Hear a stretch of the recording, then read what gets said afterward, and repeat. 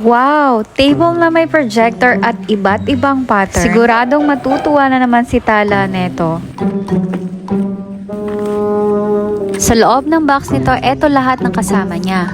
Merong table, pinakampong projector, at syempre hindi gagana to kung walang battery. Meron na rin tong kasamang 3-lens slide na may 24 patterns. At isang drawing book, pati na rin isang eraser. Syempre hindi mawawala yung 12 water pen. Dito sa parteng ulunan yung pinaka-switch on niya. Then, dito naman sa side na to ilalagay yung pinakang lens. Pwede natin may adjust from left to right o di kaya naman pwede natin ma-adjust kung gaano kalinaw ang gusto mo. Pipihitin lang natin yung parang magnifying glass. Unicorn!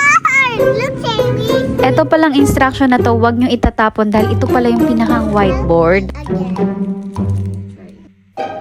Kaya ito nga, si Tala hindi na talaga makapag-intay at gustong gusto niya na itry. Mas gusto ni Talang gamitin yung whiteboard para